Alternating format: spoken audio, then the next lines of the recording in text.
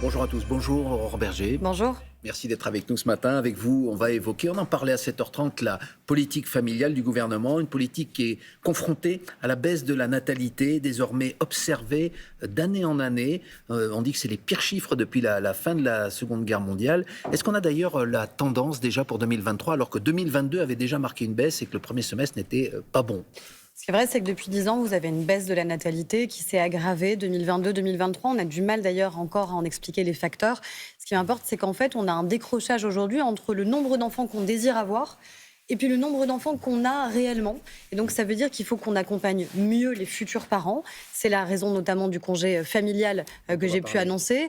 Et puis surtout, que les parents se sentent soutenus, qu'il y ait une société aussi beaucoup plus bienveillante vis-à-vis des parents et vis-à-vis des enfants, ce qui n'est pas le cas aujourd'hui. Mais est-ce que vous êtes attentive aussi au mouvement qui se développe, par exemple, de jeunes qui ne veulent pas, qui assument le fait de ne pas vouloir d'enfants ? Il y a un mouvement qui s'appelle No Kid, par exemple, qui a un certain succès. Est-ce que c'est une tendance qui existe et face à laquelle vous devez aussi réagir ? C'est une tendance qui reste très minoritaire. En réalité, je pense qu'elle est peut-être surreprésentée médiatiquement. Par contre, on a toujours eu à peu près 5% de personnes qui disaient que quoi qu'il arrive, ils ne voulaient pas avoir d'enfants. Et c'est totalement respectable. L'idée, c'est pas de culpabiliser ceux qui ne veulent pas avoir d'enfants. Mais c'est pas non plus de culpabiliser ceux qui veulent devenir des parents en leur disant qu'ils enfreindraient la planète en le faisant. Donc il faut un moment être modéré. C'est pas un phénomène en augmentation compte tenu de tout ce qu'on dit sur le réchauffement climatique. En tout cas, c'est pas un phénomène qu'on mesure comme étant en augmentation tendancielle. Non, je crois qu'il faut juste un peu plus de bienveillance, notamment vis-à-vis de ceux qui, eux, ont envie d'avoir des enfants. Je rappelle qu'il y a quand même un couple sur 4 aujourd'hui qui souhaite avoir un enfant qui n'y arrive pas.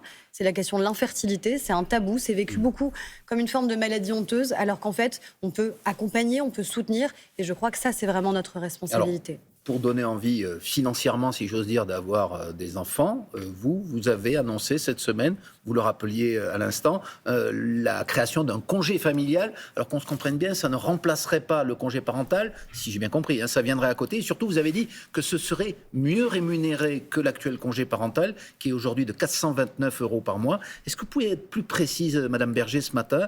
Ça veut dire quoi, mieux rémunéré ? Alors, beaucoup mieux rémunéré. Aujourd'hui, pour qu'il n'y ait pas d'ambiguïté, il y a le congé maternité, évidemment, un congé paternité, et au-delà, il y a un congé parental qui peut aller jusqu'à 2 ans ou 3 ans s'il est partagé entre les deux parents. Le problème, c'est qu'il est rémunéré au maximum à 430 € par mois.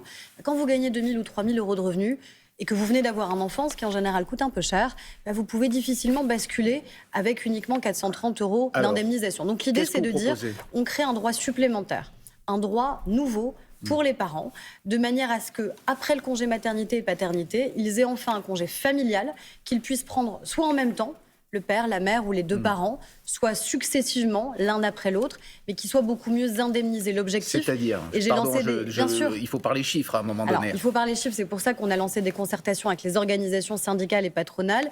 L'idée, c'est évidemment que ce soit proportionné au niveau de revenus que vous aviez auparavant. Parce que c'est comme ça que vous avez la possibilité. Si par exemple vous gagnez 2 000 €, vous arrêtez ou pas. Prenons un cas pratique. Alors, c'est ça qu'on est en train de définir avec les organisations, mais on ira bien au-delà des 430 € qui sont aujourd'hui le maximum, quel que soit votre niveau de revenu. Et surtout, l'idée, c'est vraiment que ce soit proportionné à votre dernier salaire. Et je crois que c'est important parce que si vous envisagez d'avoir un enfant, la première question aujourd'hui que vous vous posez, la première angoisse, c'est comment je vais pouvoir faire garder mon enfant je me permets et d'insister. est-ce que je vais avoir du temps auprès de mon enfant. Là, se dire qu'on va pouvoir avoir plusieurs mois auprès de son enfant, qu'on soit le père, la mère, l'un des deux parents, eh bien, je crois que c'est assez déterminant. Proportionné, ça pourrait être quoi ? La moitié d'un salaire ? On est en train d'y réfléchir le mieux possible, de manière, encore une fois, à ce que les familles, notamment les classes moyennes, ne renoncent pas à la possibilité, parce que c'est un droit, ce sera une liberté nouvelle qui leur sera accordée, de passer du temps auprès de leur jeune enfant. Que ce soit le père ou la mère, disiez-vous, Bien sûr. Il y a 1%, on l'entendait dans le reportage de 7h30, des pères qui prennent ce congé parental. Donc c'est plus que l'écrasante majorité. C'est aussi très lié à la question de l'égalité professionnelle. Quand vous continuez à avoir des écarts salariaux entre les femmes et les hommes, si le salaire le plus important reste celui du père, eh bien évidemment, la corrélation, c'est que c'est plus difficile de vous arrêter quand vous êtes le salaire le plus important. Donc c'est les deux sujets qu'on doit affronter de front. C'est la question évidemment de l'égalité salariale professionnelle entre les femmes et les hommes, le fait qu'il faut sortir de cette logique qui fait que quand vous êtes une femme et que vous avez un enfant, vous avez une rupture très violente dans votre progression en termes de carrière.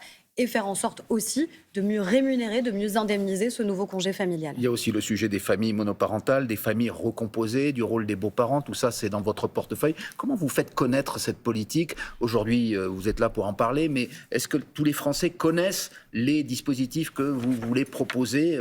Aujourd'hui il y a le congé familial. Comment vous allez mieux faire connaître cette politique ? Je crois surtout qu'aujourd'hui il y a trop de dispositifs et que les parents se sentent un peu paumés, si on se dit les choses, sur comment je peux être accompagné, mieux soutenu, les 1000 premiers jours de la vie de mon enfant, la question de l'adolescence, la question des moments clés de la vie des familles. C'est pour ça que moi je veux engager un tour de France de la parentalité. Un tour de France de la parentalité. Un tour de France de la parentalité, aller dans les villes qui expérimentent des choses qui sont nouvelles. Vesoul, ils sont extrêmement engagés sur la parentalité. À Arras, ils ont développé des programmes sur les 1000 premiers jours. Au Havre, ils sont engagés sur les maternités précoces. Donc l'idée, c'est d'aller partout où, encore une fois, on a des villes qui innovent et mettre autour de la table des magistrats, des pédopsychiatres, les parents, les associations familiales, les enseignants, tous ceux qui finalement créent une alliance autour de nos enfants et autour des parents. Ce Tour de France que vous nous révélez ce matin, vous allez vous-même donc l'incarner, allez vous rendre dans ces villes. Bien sûr, dès début décembre, l'idée c'est d'engager le maximum de débats possibles, de manière à ce qu'on identifie avec les parents ce qui bloque aujourd'hui. C'est une sorte de grand débat dont parfois il n'est pas sorti de décisions toujours très concrètes. Il est sorti des décisions concrètes et l'idée c'est encore une fois qu'on ait non pas un empilement de dispositifs mais de la clarté dans ce qu'on met en œuvre pour accompagner les parents. L'idée c'est pas encore une fois d'empiler ou de créer des nouvelles choses, c'est de regarder concrètement ce qui fonctionne en mettant autour de la table les bons acteurs, des acteurs qui parfois ne se parlent pas,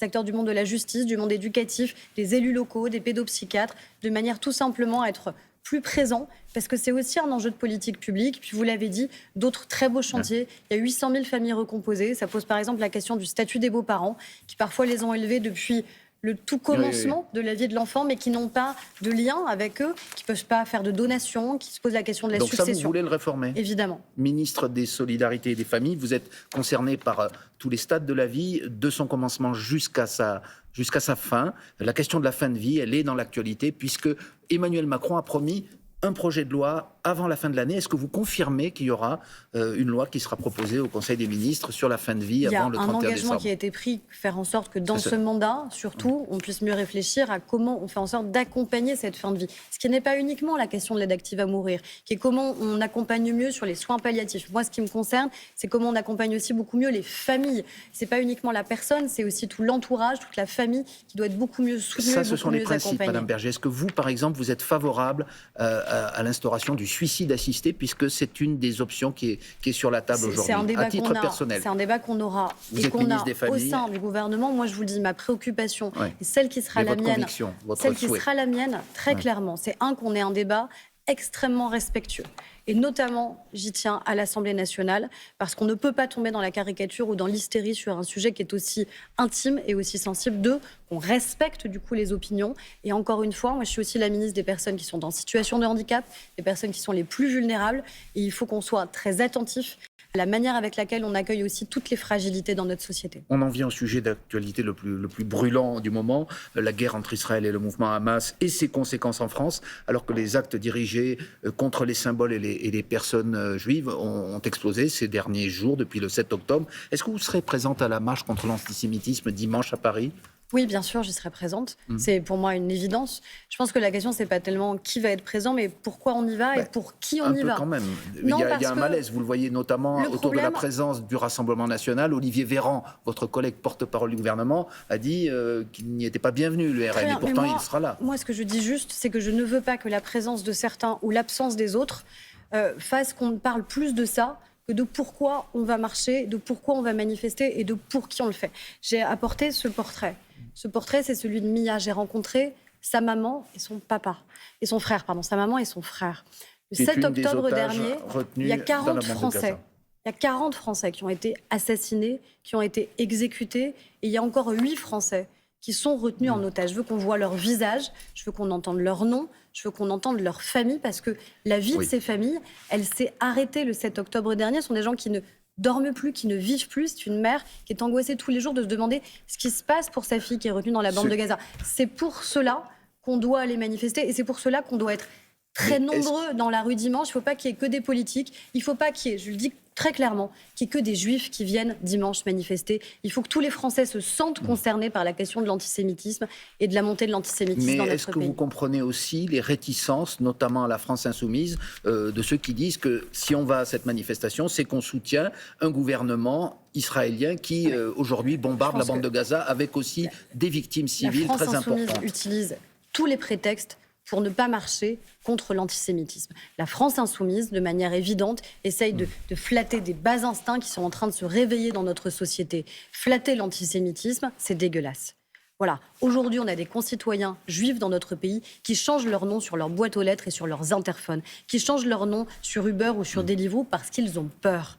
Donc si on n'est pas tous en capacité de faire bloc, de le dénoncer, de dénoncer de manière très claire les actes terroristes du 7 octobre dernier perpétrés par le Hamas, où 1400 personnes ont été exécutées, assassinées et 40 Français, encore une fois, je le rappelle. Je crois que c'est important qu'on soit très nombreux dimanche. Merci, Aurore Berger, ministre des Solidarités et des Familles, donc dans le gouvernement.